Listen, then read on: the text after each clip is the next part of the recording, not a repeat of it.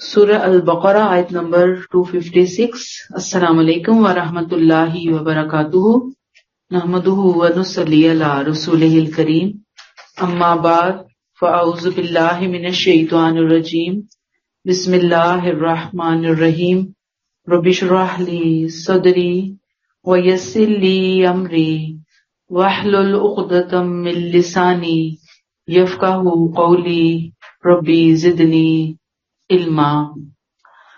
لا اکراہ فی الدین،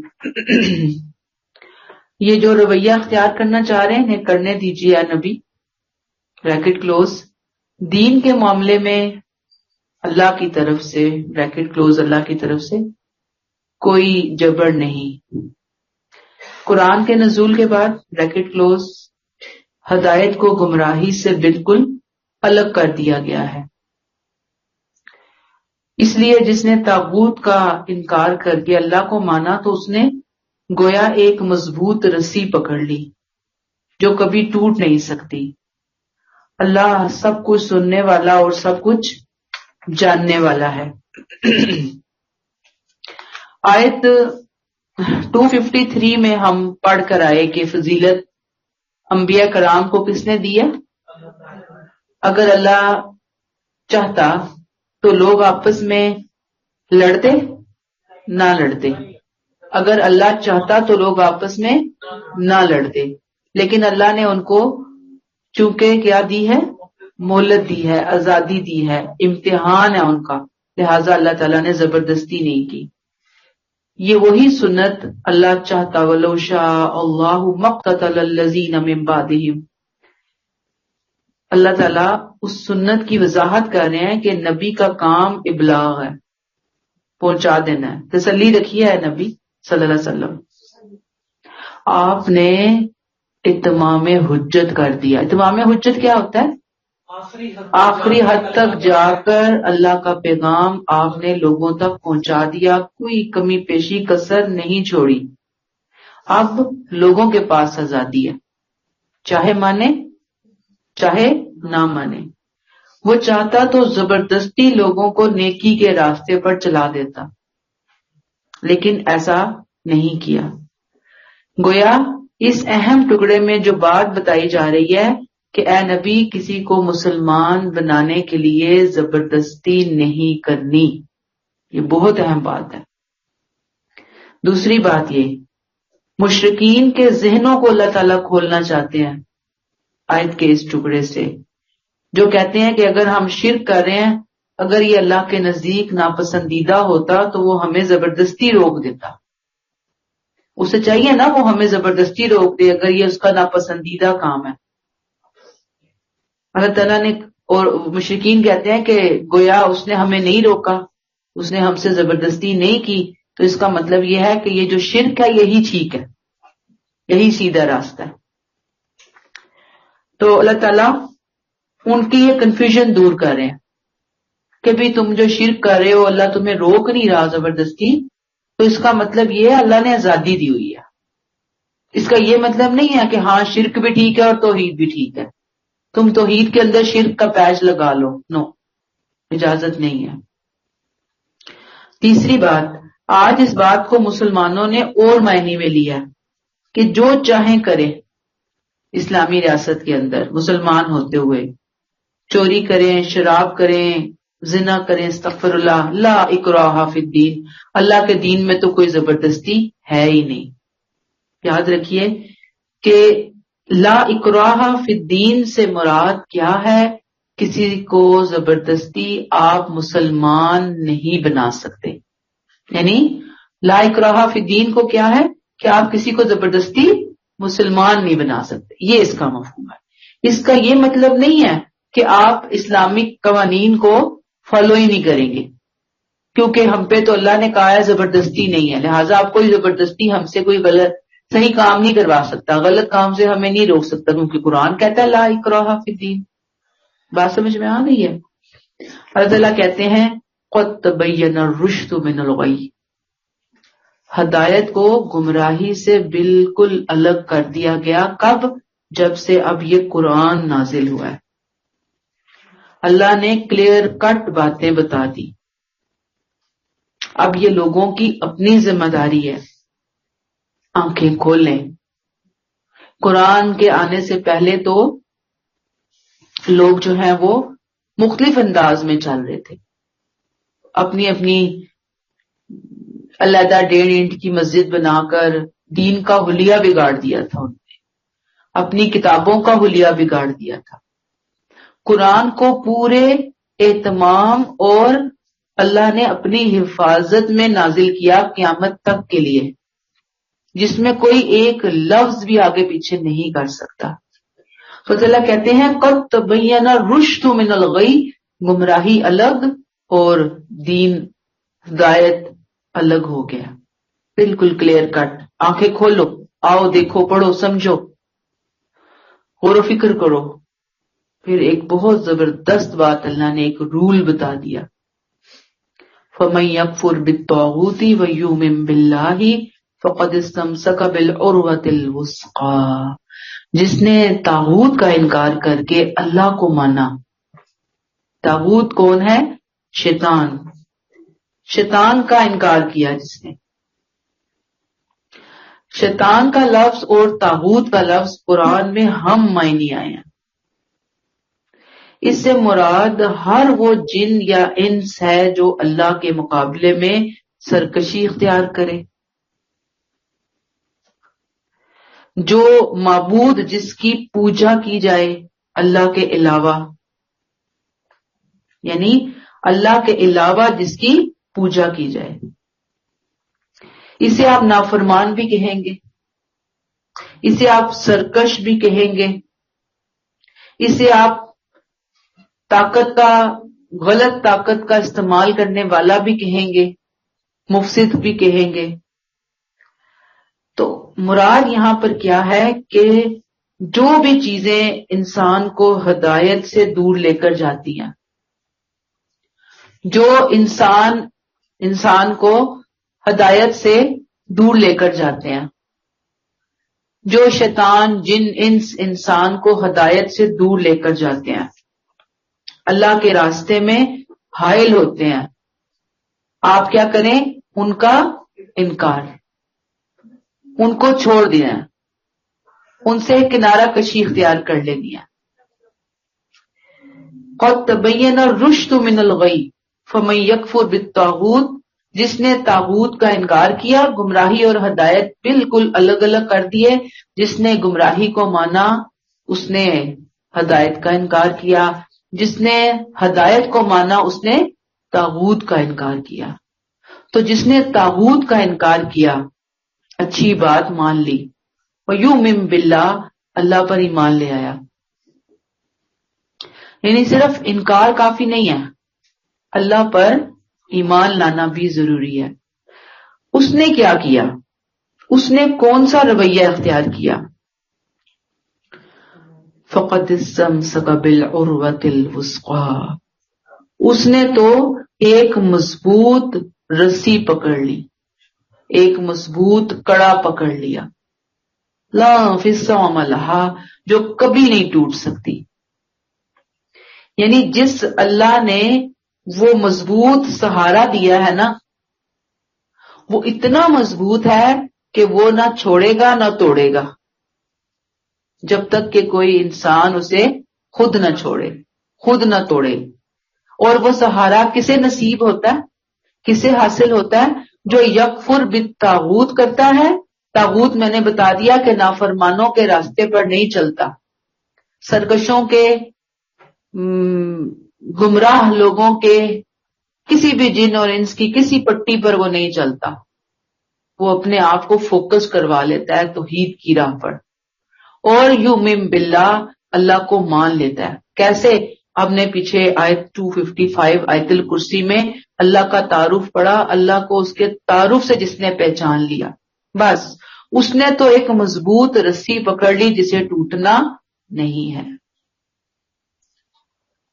آج آپ دیکھیں کہ ہم میں سے ذرا رک کر سوچیں، دنیا کی کون کون سی چیزیں ایسی نہیں ہیں جسے اپنا سہارا نہیں بنایا ہوا. بتائیں ہے یا نہیں؟ استغفر اللہ. اتنے کمزور ایمان کے ہم لوگ ہیں, اتنے کمزور یقین کے ہم لوگ ہیں. کوئی مال کو سہارا بنا کے بیٹھتا ہے, کوئی اولاد کو سہارا سمجھتا ہے, کوئی دوستوں اور رشتہ داروں کو سہارا بنا کے بیٹھا ہوتا ہے, کوئی اور مادی چیزوں کو اپنا سہارا بنا کے بیٹھا ہوتا ہے. بھی ہم کہتے ہیں بھی کوئی تو سہارا چاہیے نا, بھی بڑھاپے کا بھی تو سہارا چاہیے نا, بھی سہارا نہیں ہوگا تو ہم چلیں گے کیسے؟ آخر اللہ نے دنیا کے لیے ہی تو یہ سہارے بنائے ہیں نا. ہوتا کیا ہے, سہارے تو ہوتے ہی کمزور ہیں. قرآن میں آگے چل کے ہم پڑھیں گے کہ یہ جو چیزیں اللہ کے مقابلے میں سہارے کی اہمیت اور حیثیت اختیار کر لیتی ہیں, ان کی حیثیت مکڑی کے جالے کے برابر بھی نہیں ہے. یہ اتنے کمزور ہوتے ہیں. آپ کا سہارا موجود ہے, کوئی بھی چیز ہے, وہ سہارا بننے کے لیے تیار ہے, لیکن یہ کس نے وقت دیکھا ہے کہ جب وقت آئے گا تو وہ آپ کا سہارا بن سکے گی یا نہیں بن سکے گی؟ ہمیں تو نہیں پتا یہ بات. تو ان سہاروں پہ اتنا کیا اعتماد, اتنا کیا بھروسہ. تو اللہ کہتے ہیں سارے سہارے ان کے ذہن کو, اپنے ذہن سے ان کو واش آؤٹ کرو. ٹھیک ہے اللہ نے دنیا بنائی ہے, ہم اسباب کے سہارے ایک دوسرے کے ساتھ چل رہے ہوتے ہیں, ایک دوسرے کو ہیلپ آؤٹ کر رہے ہوتے ہیں, لیکن اس کی بنیاد پہ اپنے عقیدے کو خراب کر کے اس پہ بہت اعتماد کر لینا, یہ چیز غلط ہے. اصل سہارا کس کا ہے؟ اللہ تعالیٰ کا. اللہ یہاں یہی لیسن دے رہے ہیں, فَمَن يَكْفُرْ بِالطَّاغُوتِ وَيُؤْمِن بِاللَّهِ, کہ غیر اللہ کے سہاروں سے منہ موڑ لو اور اللہ کو پکڑ لو. جب تم یہ کرو گے تو فقد استمسک بالعروۃ الوثقی کا مکمل ہوگا. لا انفصام لہا. ہم یہ کام تو کرتے نہیں, فقد استمسک بالعروۃ الوثقی لا انفصام لہا. ہم نے طاغوت کو, ان سہاروں کو پکڑا ہوا ہے. پھر ہم کہتے ہیں ہم تو نیک ہیں, متقی ہیں, پرہیزگار ہیں, دیکھو ہم تو کسی غیر اللہ کی پوجا نہیں کرتے. پھر غیر اللہ کی پوجا صرف یہی تو نہیں ہوتی کہ اس کی بات مانی جاتی ہے. غیر اللہ کو, اللہ کے علاوہ جو بھی دنیا کی ہستیاں ہیں ان کو ہم اپنے سر پہ بٹھا لیں, سر پہ سوار کر لیں, وہ کیا ہے ہمارے لیے ایک مشکل صورتحال بن جائے گی. تو یہاں پر کیا کہا, اصل سہارا دینے والا میرا رب ہے. میں اسی کے حوالے کرتی ہوں خود کو, اپنے سارے مسائل کو, اپنی ساری پرابلمز کو, اپنے, یعنی یوں سمجھ لیں کہ اب بعض لوگوں کی اولاد نہیں ہوتی نا, تو لوگ بڑا افسوس کر رہے ہوتے ہیں, اوئے ہوئے بیچاری, ہائے ہائے بیچاری. کیا بیچاری؟ ٹھیک ہے اللہ نے ایک چیز رکھی ہے دنیا کے اعتبار سے, انسان کو اس کے حصول کی کوشش بھی کرنی چاہیے, دعا بھی کرنی چاہیے, اللہ کے سامنے رونا گڑگڑانا بھی چاہیے. اب ایک چیز نہیں ملی تو آپ بیچاری کو اور پریشان کرنے کی بجائے آپ یہ سمجھے نا کہ اللہ سے دعا کریں, اللہ تعالیٰ آپ اس کا سہارا بنے. نہیں ہے اس کے پاس اولاد کا سہارا, کوئی بات نہیں. شوہر نہیں ہے اس کا, فوت ہو گیا, نہیں ہے اس کے سر پہ شوہر کا سہارا, کوئی بات نہیں, اللہ تو ہے نا. یہ ہے طاغوت کا انکار, اللہ کو سہارا بنانا. یہ ہے اصل توحید. اسی کو کہا اللہ انفصام لہا. یہ کمٹمنٹ, ایسی کمٹمنٹ ہے اللہ کے ساتھ کہ جس نے اس کو اختیار کر لیا اللہ اس کو کبھی بے سہارا نہیں کرے گا. یہ ہے اصل توحید کا لیسن. وہ کبھی مایوس نہیں کرے گا, نقصان نہیں دے گا اس کو. جب اللہ نے کہہ دیا, اس سے بڑھ کر اور کیا بات ہو سکتی ہے. لیکن بات یہ ہے کہ میں پھر وہی کہتی ہوں کہ علم اور یقین اور عمل جو مختلف فیزز ہیں نا ہماری رویوں کے, اس میں بڑا زمین و آسمان کا گیپ ہوتا ہے. یعنی علم تک ہم پہنچ جاتے ہیں لیکن یقین تک نہیں پہنچتے, اور پھر یقین کے بعد عمل تو پھر بڑی دور کی بات ہے. تو توحید تو فل پیکج کا نام ہے. علم, یقین, عمل اکٹھا لے کر آئیں گے اللہ کے بارے میں تو پتہ چلے گا کہ ہم متقی ہیں. تو یہاں تک اگر آ کر ہم دیکھیں اپنے آپ کو تو ہمیں لگتا ہے کہ علم کے پوائنٹ آف ویو تک تو ٹھیک ہے, آگے تو پھر ہم زیرو ہیں توحید کے معاملے میں. غیر اللہ کو, دوسروں کو سہارا بنا بنا کے بیٹھتے ہیں اور غمگین ہوتے ہیں اور روتے دھوتے ہیں اور پریشان ہوتے ہیں, اور بس ایک مسلمان کی جو ایک ٹرو پکچر ہے وہ ہم نہیں پیش کر پاتے, جو ایک پیش ہونی چاہیے آگے.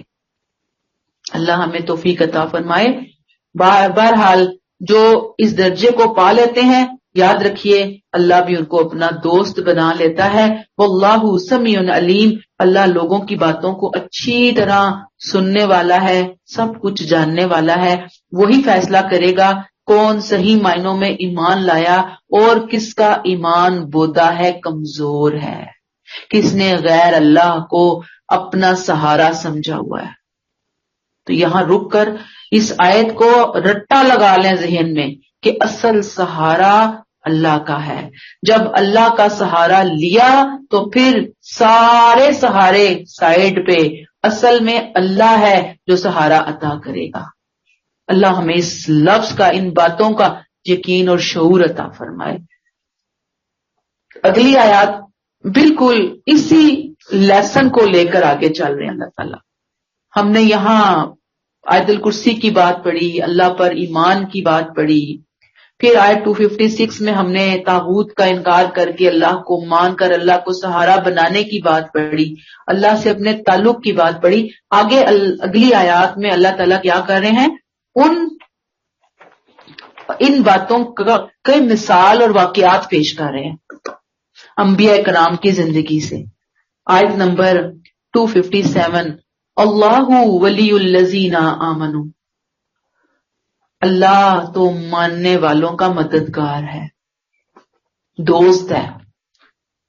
کیسے دوست ہے کہ اس نے کیا کر لیا اپنے لیے، جس نے اللہ کو سہارا بنایا اللہ بھی اس کا دوست بن گیا، سہارا بن گیا. اللہ ولی الذین آمنوا، کوئی سہارا بنا کر تو دیکھے، کوئی دوست بنا کر تو دیکھے.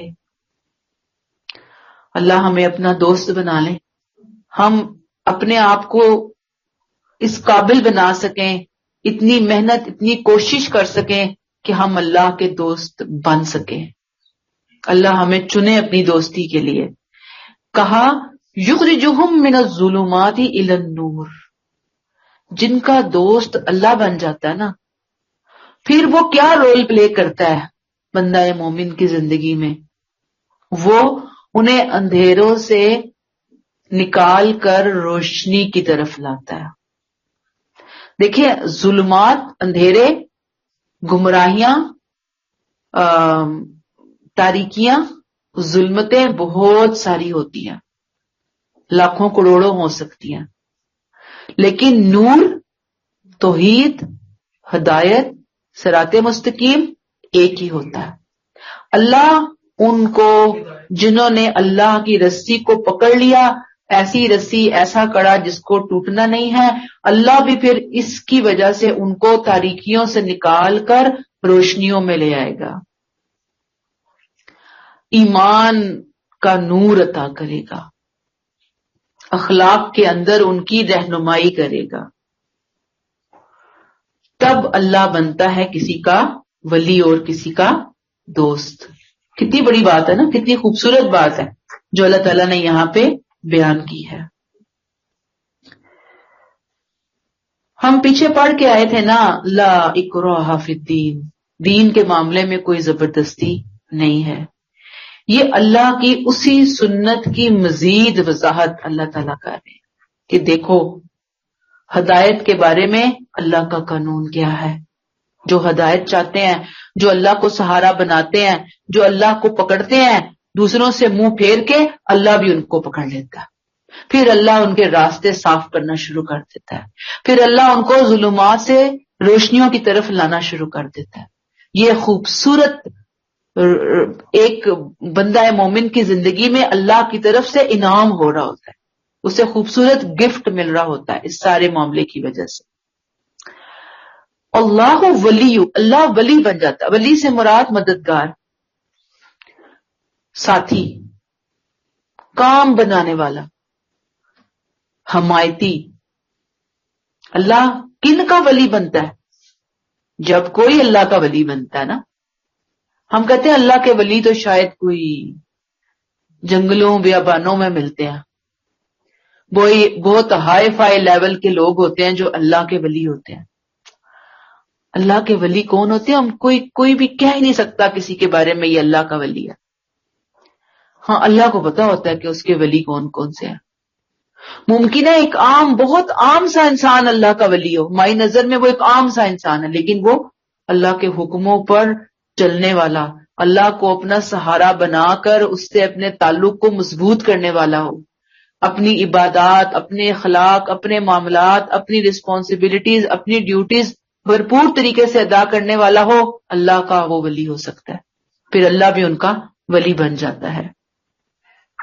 تو بس جب ولی بن جاتا ہے پھر وہ ان کو سفر کرواتا ہے توحید خالص کا، خوبصورت سفر.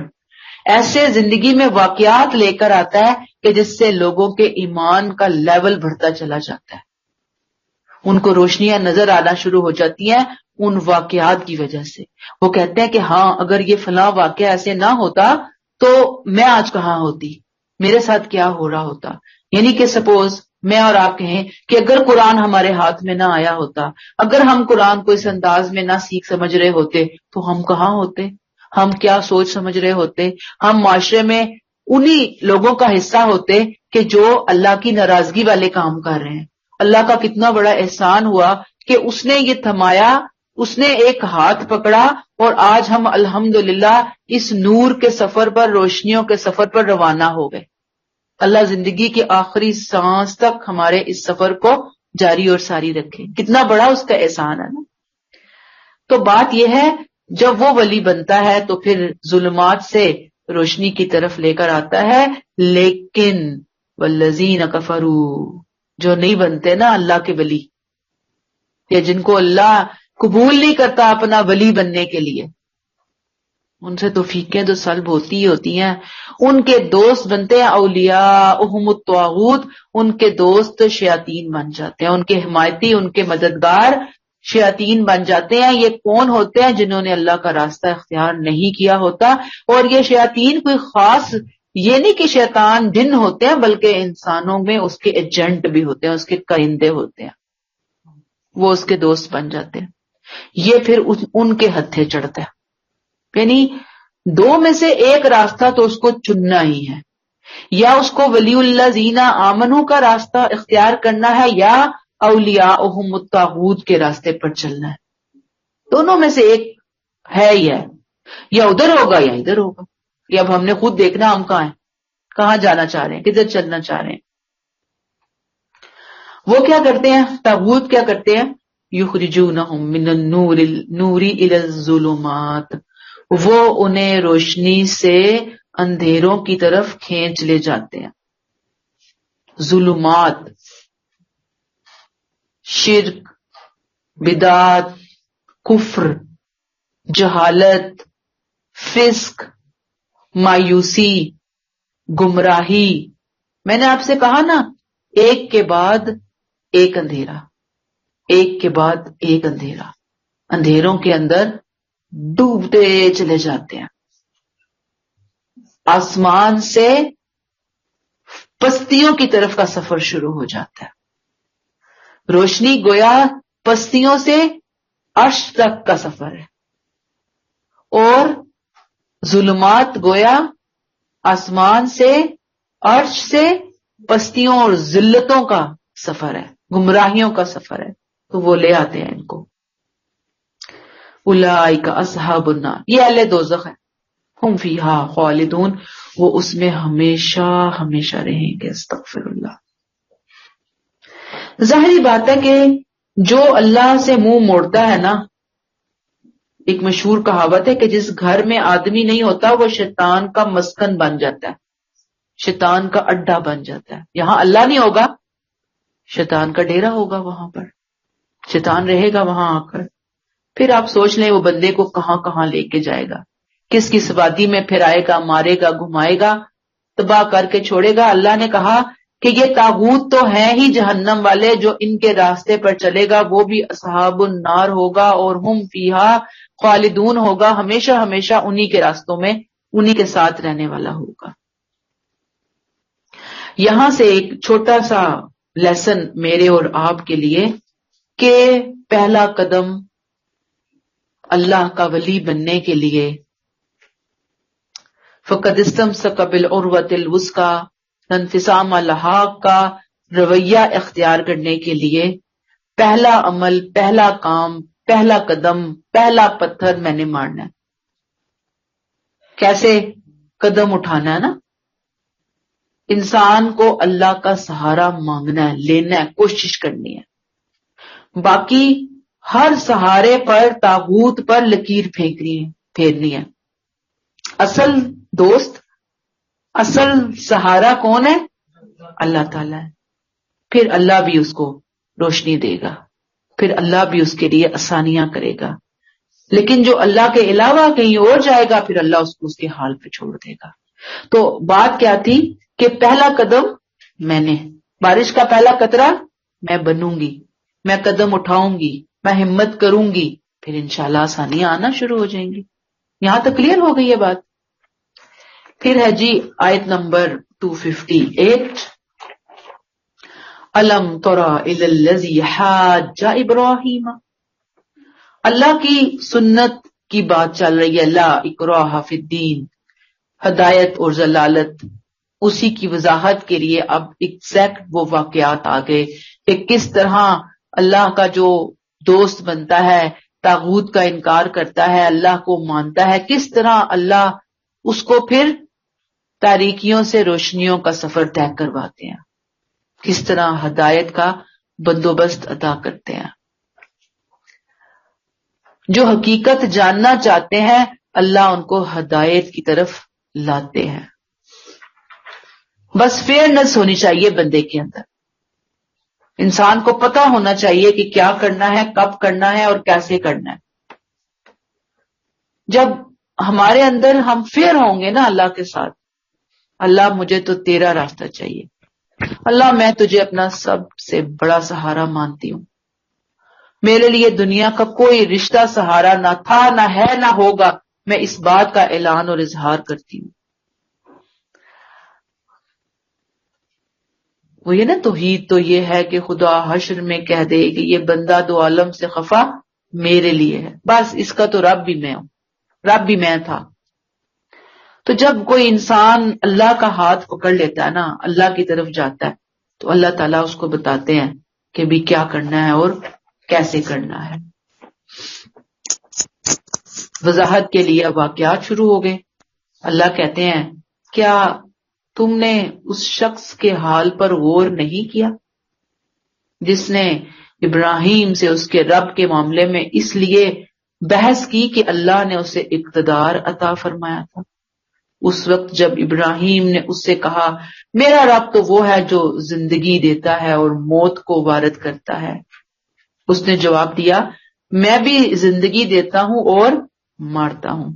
اس پر ابراہیم نے کہا اللہ سورج کو مشرق سے نکالتا ہے، تم ذرا اسے مغرب سے نکال لاؤ. یہ سن کر وہ منکر حق بالکل حیران رہ گیا. حقیقت یہ ہے کہ اس طرح کے ظالموں کو اللہ کبھی ہدایت نہیں دیتا. اب میں آپ کو کنیکشن جوڑ چکی نا ان آیات کا، اس 258 کا پچھلی آیتوں سے. اللہ واقعہ لے کر آئے ہیں کہ جو غور و فکر کرنا چاہتا ہے اس کے لیے اللہ راستے کھول دیتے ہیں. جو انکار کرتا ہے وہ روشنی سے ہو کر خود تاریکیوں کے سفر کو اپنے لیے پسند کرتا ہے. مثلا اللہ کہتے ہیں اس شخص کو نہیں دیکھا الذی سے مراد نمرود بادشاہ کا ذکر آ رہا ہے یہاں پر. پہلے زمانے میں اصل میں جو بادشاہتیں ہوتی تھی نا، بادشاہ بنتے تھے، وہ ایسے ہی نہیں بنتے تھے، بڑے طاقت بھی ہوتی تھی، اور سیکنڈ یہ کہ لوگوں کو من گھڑت نظریات فلسفوں میں الجھاتے تھے، ان کے عقیدے بگاڑتے تھے، ان کو مکمل طور پر اپنا غلام بناتے تھے. اس کے لیے صرف سیاست دنیا نہیں، دین کا ڈپارٹمنٹ ہے نا وہ بھی انہوں نے سنبھالا ہوا ہوتا تھا، تاکہ آل ان آل وہی لوگوں کے بڑے بنے رہے.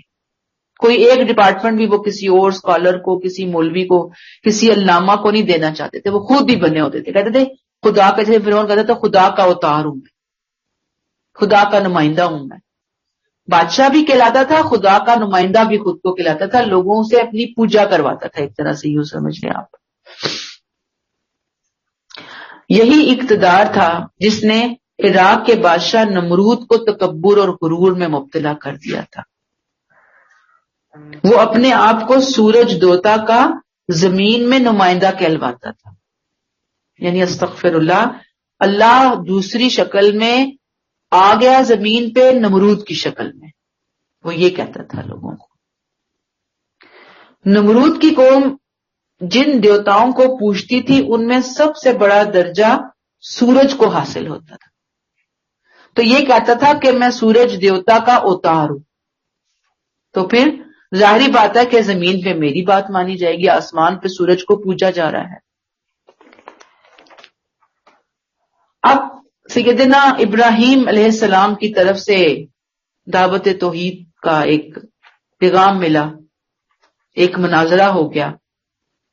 نمرود نے کہا کہ سورج دیوتا کے اوتار کی حیثیت سے تمہارا رب تو میں ہوں، مجھے چھوڑ کر تم کس رب کی دعوت دینے آئے ہو؟ اللہ اسی واقعے اسی شخص کی طرف متوجہ کر رہے ہیں. فرماتے ہیں الم تر الی الذی حاج ابراہیم فی ربہ، کیا تم نے اس شخص کے حال پر غور نہیں کیا جس نے ابراہیم سے اس کے رب کے معاملے میں جھگڑا کیا، بحث کی. اس وجہ سے بحث کرنے کی ریزن کیا تھی؟ نمرود کے ان آتاہ اللہ الملک، اللہ نے اسے اقتدار عطا کیا ہوا تھا، بادشاہت عطا کی ہوئی تھی، حکمرانی عطا کی ہوئی تھی، آل ان آل تھا، بہت بڑا ڈکٹیٹر تھا، سپر پاور کا بادشاہ تھا. یہ اقتدار اس کے لیے فتنہ بن گیا. خدا کا شکر ادا کرنے کی بجائے اس نے خود کو خدا کا اوتار، اللہ کا اوتار کہنا شروع کر دی. اور اللہ کو ماننے کی بجائے وہ تو سورج کو مان رہا تھا نا، اور سورج کی بجائے پھر خود کو کہتا تھا کہ مجھے مانو. اس قال ابراہیم ربی الذی یحیی و یمیت، اس وقت جب ابراہیم نے اس سے کہا میرا رب تو وہ ہے جو زندگی دیتا ہے اور موت دیتا ہے. اللہ کو متعارف کروانے کا سب سے افیکٹو طریقہ، سب سے زبردست طریقہ کہ زندگی اور موت تو اللہ کے ہاتھ میں ہے. کیا کوئی اور بھی زندگی اور موت کا مالک ہے؟ اگر کوئی ہے تو اس کو سامنے لے آؤ. اللہ کی تعریف میں بہت زبردست بات کر دی حضرت ابراہیم علیہ السلام نے. اور یہ بھی آپ دیکھیں کہ اگر آدمی کے دماغ میں کوئی کیڑا نہ ہو تو زندگی اور موت کی جب بات اس کے سامنے آئے گی نا تو وہ لازماً غور کرے گا اور وہ اللہ کو ماننے پر مجبور ہوگا اگر وہ اس کو لے گا. نمرود کی حالت بھی یہی ہے کہ جیسے ہی ابراہیم نے یہ اتنی بڑی دلیل پیش کی، اگر وہ اس دلیل کو لے لیتا تو وہ تاریکیوں سے روشنیوں کے سفر میں نکل پڑتا. لیکن اس نے نہیں لی، اس نے چھوڑ دیا. اس نے آگے سے کٹ حجتی کی، کہنے لگا قال انا احیی و امید، میں بھی زندگی دیتا ہوں اور میں بھی موت دیتا ہوں، یہ چیزیں میرے ہاتھ میں بھی ہیں. یعنی اتنی عظیم حقیقت کا اتنے احمقانہ انداز میں جواب دیا کہ میں جب چاہوں کسی کو آزاد کر دوں، جب چاہوں میں کسی کا سر قلم کر دوں. اب کہا یہ جاتا ہے کہ ہوا یہی تھا کہ وہ کسی قیدی کو جسے موت کی سزا ہو چکی تھی اس کو اس نے رہا کر دیا، اور جس کی رہائی کا پروانہ جاری ہوا تھا اس کو اس نے پکڑ لیا اور پھانسی کے گھاٹ اتار دیا اور کہا کہ دیکھا دیکھا زندگی اور موت تو میرے ہاتھ میں بھی ہے. قال ابراہیم فإن اللہ یأتی بالشمس من المشرق، ابراہیم علیہ السلام نے کہا میرا رب تو وہ ہے جو سورج کو مشرق سے نکالتا ہے. فأتی بها من المغرب، تم ذرا اسے مغرب سے نکال کے لاؤ. فبہت الذی کفر، یہ سن کر وہ منکر حق بالکل حیران رہ گیا، حیران رہ گیا. یہ اتنا احمقانہ وہ آپ سے مناظرہ کر رہا تھا جیسے ٹیمز نہیں ہوتی ایک دوسرے کو کھیل کے میدان میں ککس لگا رہی ہوتی ہیں، گول پہ گول کر رہی ہوتی ہیں. یاد رکھیے کہ انبیاء اس طرح کے مناظرہ باز نہیں ہوتے، ایسی کوئی گیم نہیں چل رہی ہوتی ان کے اور مخالفین کے درمیان. وہ انتہائی اخلاص سے، انتہائی خیر خواہی سے، انتہائی حکمت سے بندے کو دلیل کے میدان میں لا کر بتا رہے ہوتے ہیں, سمجھانا چاہ رہے ہوتے ہیں کہ نہیں, اگر تم موت اور زندگی کو نہیں مانتے تو سورج کے مشرق سے طلوع ہونے کو مانتے ہو نا. اچھا اگر تمہارے پاس اتنی ہی پاور, اتنا ہی اختیار ہے, یا تم سمجھتے ہو کہ میں سورج دیوتا کا اوتار ہوں, تو جاؤ سورج کو آج مشرق کی بجائے مغرب سے نکال کے دکھاؤ, ایک نئی تم بات کر کے دکھاؤ. لیکن وہ اس بات کے اوپر بالکل کیا ہو گیا, ہکا بکا رہ گیا. اللہ لا یہدی القوم الظالمین. اس طرح کے ظالموں کو اللہ کبھی ہدایت نہیں دیتا. یہ ظالم کون ظالم ہوتے ہیں؟ جو اللہ کی قدر نہیں کرتے, توحید کا اقرار نہیں کرتے, اللہ کی دی ہوئی نعمتوں کا پاس لحاظ کر کے اس کا شکر ادا نہیں کرتے. ہاں نعمتیں بالکل آنکھیں بند کر کے استعمال کر رہے ہوتے ہیں, ان کے استعمال میں کوئی کمی نہیں ہوتی. اللہ کے انعامات کو اللہ کا فضل نہیں قرار دیتے بلکہ اپنا حق سمجھتے ہیں, پھر تکبر کرتے ہیں, پھر گھمنڈ کرتے ہیں اور خود کو رب ٹھہراتے ہیں. اللہ نے کہا کہ یہ لوگ ظلم میں مبتلا ہیں. اللہ ایسے لوگوں کے لیے ہدایت کی راہ نہیں کھولتا. یہ ظالم ہے. یہی حال نمرود کا ہوا, حیران ہوا, ہکا بکا ہوا, دلیل کا کوئی جواب نہیں تھا لیکن حق کو قبول نہیں کیا. پہلا واقعہ ٹھیک ہے, یعنی ابراہیم نے اس کو روشنی کی چمک دکھائی, اللہ نے جو ہدایت کا انتظام کیا تھا اللہ نے اس کے سامنے پیش کیا رسول کی زبانی, اس نے میں نہ ماننے والا حال جو ہے کیا اور نہ ماننے والی پالیسی اختیار کی. لہٰذا اللہ کہتے ہیں ایسے جو ظالم ہوتے ہیں نا, ان کو کبھی بھی روشنیوں کا سفر پھر نصیب نہیں ہوتا, ان کی توفیق سلب ہو جاتی ہے. استغفر اللہ. تو بات یہاں پر میرے اور آپ کے سمجھنے کی یہ ہے کہ یہ جو رویے ہیں نا کہ حق سامنے آ گیا, قرآن کا کوئی حکم سامنے آ گیا, ہاں ہم سے عمل نہیں ہو رہا تو ہم یہ کہہ سکتے ہیں کہ اللہ جی میں بہت کمزور ایمان کی بندی ہوں, میرا یقین اتنا اچھے لیول کا نہیں ہے, اللہ الہی مجھے بخش دے میری اس کوتاہی پر, میری اس لاپرواہی, میری غفلت کے اوپر, لیکن میں تیری باغی نہیں ہوں اللہ تعالیٰ, بس یہ غلطیاں ہیں میرے اندر, تو میری اصلاح کر لے, تو میرا ہاتھ تھام لے. بجائے اس کے کہ ہم یہ رویہ اختیار کریں, ہم یہ کہ نہیں ہم تو مانتے ہی نہیں ایسا ہوتا ہی نہیں, بس پھر آ کے انسان ظالم والوں کی صف میں شامل ہو جاتا ہے. اگلی مثال 259, او کالذی مر علی قریۃ وہی خاویۃ علی عروشہا. اس شخص کی مثال یاد کرو جس کا گزر ایک ایسی بستی پر ہوا جو اپنی چھتوں پر گری پڑی تھی. گری ہوئی بستی کی تصویر کہ جس کی دیواریں اوندھی پڑی ہوں, چھتیں زمین سے لگ جائیں جا کے. اس نے حیرت سے سوچا اس ہلاک شدہ آبادی کو اللہ بھلا کس طرح دوبارہ زندگی بخشے گا. اس پر اللہ نے اسے 100 سال کی موت دی. پھر اٹھایا تو اس سے پوچھا بتاؤ تم کتنی مدت اس حال میں رہے. اس نے جواب دیا 1 دن یا شاید اس سے کچھ کم. اس پر اللہ نے کہا نہیں, تم پر 100 سال اسی حالت میں گزر چکے ہیں, لیکن اب تم اپنے کھانے اور پانی کو دیکھو, اس میں کوئی چیز نہیں سڑی. ذرا اپنے گدھے کو دیکھو کہ ہم اس کو کس طرح زندہ کرتے, یعنی ود ان بریکٹ کے ڈھانچہ ہی رہ گیا تھا گدھے کا, کچھ بھی نہیں تھا. اس لیے کہ تمہیں اس بستی کے اٹھائے جانے پر یقین ہونا, بریکٹ کلوز, اس لیے کہ ہم لوگوں کے لیے تمہیں ایک نشانی بنا دیں. ان ہڈیوں کی طرف دیکھو کہ کس طرح ہم ان کا ڈھانچہ کھڑا کرتے ہیں اور پھر ان پر گوشت چڑھاتے ہیں. پھر جب اس پر حقیقت اچھی طرح واضح ہو گئی تو وہ پکار اٹھا, اب میرے شک سارے ختم ہو گئے. Bracket close. میں جانتا ہوں کہ اللہ ہر چیز پر قدرت رکھتا ہے. پہلی مثال آیت 258 میں شیطان کے دوست بننے کے بعد کسی انسان کے اندھیروں کی طرف جانے کی مثال تھی, نمرود کی مثال. حضرت ابراہیم کی بات پر غور نہیں کیا, اندھیروں کی طرف چل پڑا.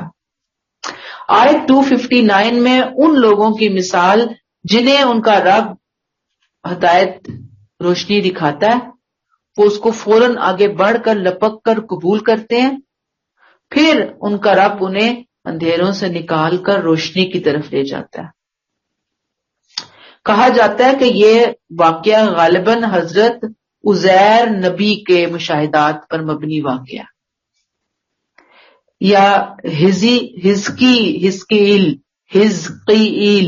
ہیز قوف کینچی والا چھوٹی ہے، ایل الف یہ لام ایل، ان کی بات ہو رہی ہے۔ یہ جو بنی اسرائیل میں وہ دعوت اور تبلیغ کے لیے اٹھے تھے، ان کی تربیت کے لیے اٹھے تھے، اللہ تعالیٰ نے انہیں نبی بنانے سے پہلے انہیں کچھ مشاہدات کروائے تھے، انہیں کچھ ایکسپیرینسز کروائے تھے۔ اس کی وجہ کیا تھی کہ انہیں خود زندگی، یہ جو زندگی اب ہے دنیا کی، اس کے بعد دوبارہ مرنے کے بعد دوبارہ اٹھائے جانے کی زندگی پر یقین ہو جائے۔ انہیں مشاہدات کرانے کا مقصد کیا تھا؟ شرح صدر کروانا۔ دوسرا یہ کہ ان کا مشاہدہ بنی اسرائیل کے لیے اللہ کی طرف سے نشانی بنے اور ان کے اندر ایک حوصلہ پیدا ہو کہ اللہ تعالیٰ انہیں دوبارہ ایک نئی قوم بنا دے گا، اللہ کے لیے کوئی چیز مشکل نہیں ہے۔ اور ویسے بھی ہم پڑھ کر آئے ہیں نا کہ انبیاء کا یقین عین الیقین حق الیقین ہوتا ہے، صرف علم الیقین کے درجے پر نہیں ہوتے۔ ان کے ہاں کوئی چیز علم الیقین نہیں ہوتی، ہر چیز آنکھوں سے دیکھی ہوئی اور پھر یقین لائی ہوئی ہوتی ہے۔ یہاں پر وہی بات بتا دی گئی۔ کس طرح اللہ تعالیٰ نے یہاں پہ بتایا کہ ایک شخص جو ہے وہ گزرے ہیں، میں نے آپ کو بتا دیا، حضرت عزیر سمجھ لیں، وہ گزرے ہیں بنی اسرائیل کی کسی بستی کی طرف سے، یعنی اللہ نے کہا واقعہ یاد کرو، ایک بستی کے پاس سے گزرے، وہی خاویۃ علی عروشہا، وہ بستی اپنی چھتوں پر اوندھی پڑی ہوئی تھی، بالکل تباہ و برباد ہو چکی تھی۔ قال انا یحیی ھذہ اللہ بعد موتہا، اس ہلاک شدہ بستی کو دیکھ کر انہوں نے سوچا کہ اللہ بھلا کس طرح اس کو دوبارہ زندگی دے گا۔ فاماتہ اللہ مئۃ عام ثم بعثہ، اس پر اللہ نے اسے 100 سال کی موت دی پھر اٹھایا۔ یعنی بستی کے بارے میں سوچا، کہنے لگے کیسے اللہ ایسے زندہ کریں گے آپ ان کو؟ اللہ نے 100 سال کے لیے ان کو موت دے دی، پھر اٹھایا۔ اللہ نے ان سے پوچھا قال کم لبثت، کتنا عرصہ تم رہے ہوگے جس حالت تمہیں اٹھایا گیا؟ قال لبثت یوما او بعض یوم، کہنے لگے ایک دن یا شاید ایک دن سے بھی کچھ کم ڈیوریشن۔ یعنی 100 سال کے بعد جب اٹھایا تو انہیں ایسے فیل ہوا ایک دن یا ایک دن سے کچھ کم۔ اللہ نے کہا نہیں، قال بل لبثت مئۃ عام فانظر الی طعامک وشرابک لم یتسنہ، نہیں 100 سال تم اس حالت میں رہے ہو، ہاں اپنے کھانے اور پانی کو دیکھو، اس میں سے کوئی چیز نہیں سڑی۔ حالانکہ فزیکل لاز کی وجہ سے ان چیزوں کو تو موجود ہی نہیں ہونا چاہیے تھا، وہ نام و نشان بھی مٹ چکا ہونا چاہیے تھا، لیکن اللہ نے دیکھو اپنی قدرت سے بتایا 100 سال کے بعد بھی تمہارا کھانا پانی بالکل سیم ویسے ہی رکھا ہوا ہے۔ منظور الی حمارک، جبکہ اس کے برعکس اپنے گدھے کو دیکھو، وہ گل سڑ کے بالکل ختم ہو گیا، ہڈیوں کا ڈھانچہ وہاں پہ بس پڑا ہوا ہے۔ آؤ تمہیں عین الیقین حق الیقین دیتا ہوں، آؤ میں تمہیں اندھیروں سے روشنیوں کی طرف لے کر آتا ہوں، تمہیں وہ مشاہدہ کرواتا ہوں جو تمہارا ایمان بنائے گی۔ وَلِنَجْعَلَكَ آیَةً لِلنَّاسِ، ہم تجھے لوگوں کے لیے ایک نشانی بنائیں گے۔ وَانظُرْ إِلَى الْعِظَامِ، ذرا اس گدھے کی ہڈیوں کی طرف دیکھو، کیف ننشزها، کس طرح ہم ان کو ڈھانچہ بنائیں گے، جوڑیں گے، ڈھانچہ بنا کر اس کو جیسے کھڑا کیا جاتا ہے ڈھانچے کو۔ ثم نکسوها لحما، پھر ہم ان کے اوپر گوشت چڑھائیں گے، ڈھانچہ اور ڈھانچے کے اوپر گوشت۔ فلما تبین لہ، پھر جب اس پر حقیقت اچھی طرح واضح ہو گئی، گدھا زندہ کر دیا اللہ نے، آنکھوں کے سامنے سارا پروسیس ہوا، فزیکل لاز کو ختم سائڈ پہ کر کے، کھانا وہیں پہ پڑا ہوا ہے، خود بھی اپنی باڈی کو کچھ نہیں ہوا، گدھا بھی سامنے زندہ ہو کر سامنے آ گیا۔ یہ ساری چیزیں دیکھ کر، یہ واقعات دیکھ کر پکار اٹھے، قال اعلم ان اللہ علی کل شیء قدیر، یہ ہے توحید کا زبردست لیسن جو قرآن بار بار ہمیں دیتا ہے کہ اللہ ہر چیز پر قادر ہے، اس کے لیے کوئی چیز مشکل نہیں ہے، وہ جو چاہتا ہے جب چاہتا ہے کر گزرتا ہے، کیونکہ وہ تو قدرت رکھنے والا ہے، پاور رکھنے والا ہے، اختیار رکھنے والا ہے، سب کچھ کر گزرنے والا ہے۔ تو اللہ تعالیٰ ہمیں توفیق عطا فرمائے کہ ہم ان باتوں کو اپنی زندگی کا حصہ بنائیں۔ آیت نمبر 260 وَإِذْ قَالَ ابراہیم، وہ واقعہ بھی یاد کرو جب ابراہیم نے درخواست کی، اے میرے رب مجھے دکھائیں آپ مردوں کو کس طرح زندہ کریں گے۔ یہ دوسری مثال ان لوگوں کی جو اللہ کو مان لیتے ہیں، جن کا دوست اللہ بن جاتا ہے، جن کو پھر اللہ شرح صدر اور اطمینان قلب سے محروم نہیں رکھتا، اور وہ سچے دل سے اللہ کے بن جاتے ہیں۔